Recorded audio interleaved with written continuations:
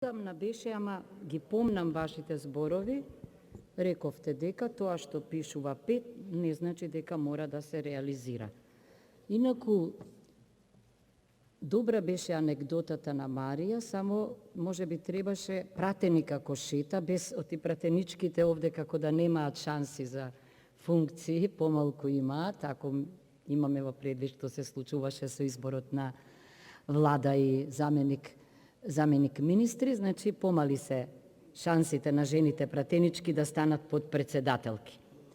Прво, не можам да не кажам дека предност дадовме на избор на министри, на заменици министри, а не на подпредседатели, и вие со право велевте дека сте незаменливи и сега дојде, значи, моментот да најдеме и замена.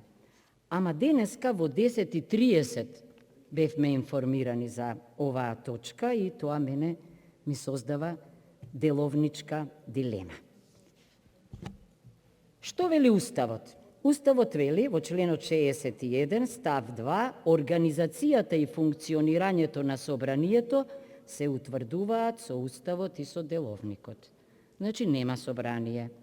Имаат британците парламент, имаат швеѓаните закон за парламент, меѓутоа другите држави, парламентарни демократии, немаат. Ке ми речете дека Уставниот суд треба да утврди да, ама еве, јас си велам дека не мора да има 5 подпредседатели, иако во Законот за парламентот пишува така.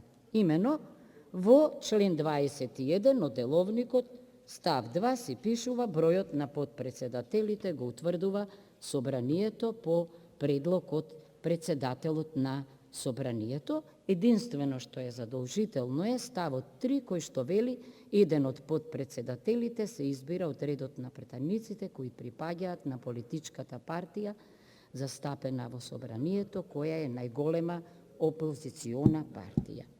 И затоа јас, значи, исто така мислам дека не мора да избереме 5 подпредседатели, тоа не е кршење на законот, туку е спроведување на членот 21 став 2, вие предложивте и јас исто така апелирам дека во една сиромашна земја, во која примерот треба да доаѓа од нас, бидејќи ние ги представуваме граѓаните и треба да ја делиме нивната судбина, да го живееме нивниот живот, а не да се однесуваме елитистички, дека добро треба да размислиме дали ни се потребни 5 подпредседатели. Впрочем, се сеќавате низ медиумите, Социјалдемократскиот сојуз повикуваше дека треба да се откаже и најголемата опозициона партија од подпредседателско